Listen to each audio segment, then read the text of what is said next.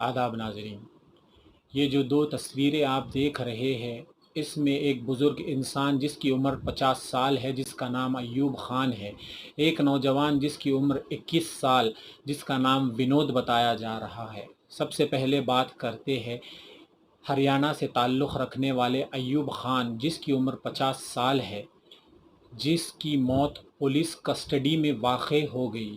Police custody میں جنہیں موت آ گئی، پولیس نے انہیں اتنا مارا کہ یہ اپنی جان گنوا چکے ہیں۔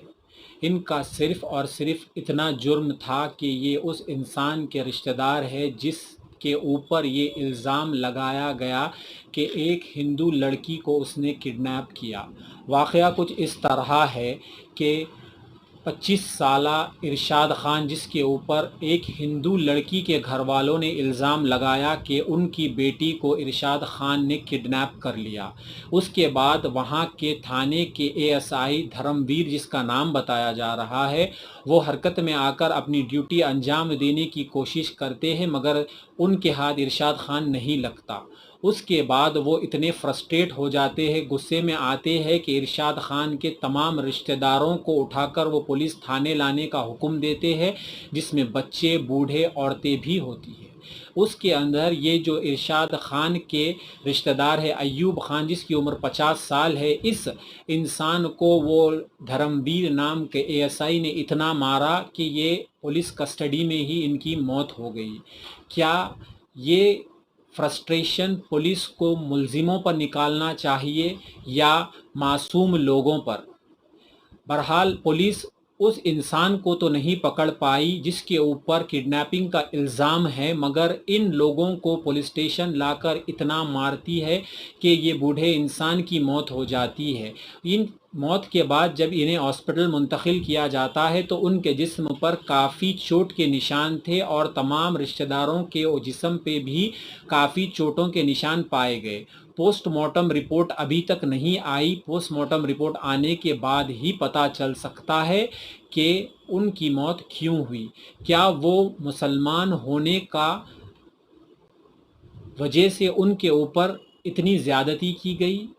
کیا مسلمان ہونے کی وجہ سے انہیں مار دیا گیا؟ بہرحال یہ بات تو بعد میں ہی پتہ چلے گی۔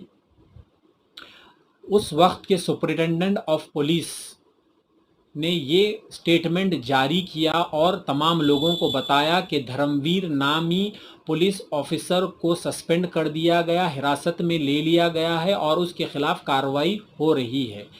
بہرحال اب دیکھتے ہیں کہ پولیس اس کے خلاف کیا کارروائی کرتی ہے جس نے ایک بزرگ انسان کو موت کے گھاٹ اتار دیا۔ یہ دوسری تصویر ہے ونود نامی ایک شخص کی جو دلت سمودائے سے تعلق رکھتا ہے اور بھیم آرمی سے بھی جس کا تعلق ہے۔ کچھ نوجوان راجستھان کے ضلع کے رہنے والے وہ لوگوں نے اسے اتنا مارا کہ یہ انسان اپنی جان سے ہاتھ دھو چکا ہے۔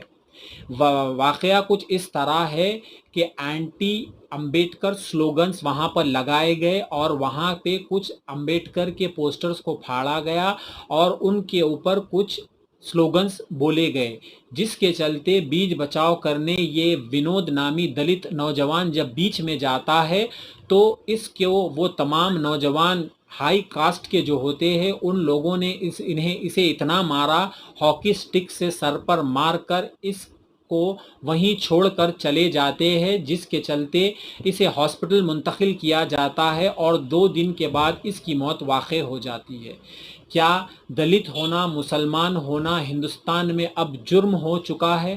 دلت اور مسلمانوں پہ اتنا ظلم کیوں کیا جا رہا ہے؟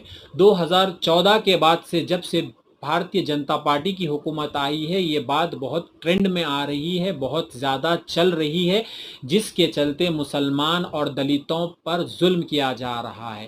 ہندوستان جب کہ تمام مذہب، تمام لوگوں کا، تمام ذات کے لوگوں کا ہے، کسی ایک سمودائے کا نہیں ہے، اس کے باوجود بھی کچھ لوگ اس طرح کی حرکت کر کے ایسی اپنے ہندوستان کا نام بدنام کر رہے ہیں۔ جو لوگوں نے ونود کو مارا وہ لوگوں کو पुलिस अरेस्ट करके आईपीसी की धारा लगाती है, SC/ST एक्ट भी उनके ऊपर लगा देती है। अब तो उनके ऊपर 302 का भी मुकदमा चलाया जाएगा, क्योंकि विनोद अब इस दुनिया में नहीं रहा। अब उन नौजवानों के फ्यूचर का क्या होगा? वो लोग ज़ात के नाम पर एक नौजवान को मारते हैं जिसकी जान बहक हो गई है, दूसरे नौजवान अब पुलिस कस्टडी में है जिनके ऊपर मुलजिम होने का इल्ज़ाम लग चुका है। हमारा फ्यूचर, हमारे हिंदुस्तान का फ्यूचर, नौजवान लोग किस राह पर चल रहे हैं, ये बहुत ही लम्हे फ़िक्र है। तमाम लोगों को इसकी फ़िक्र करनी चाहिए और इसके ऊपर सोचना चाहिए, इसके ऊपर कोई एक कदम उठाना चाहिए ज़िम्मेदार लोगों को।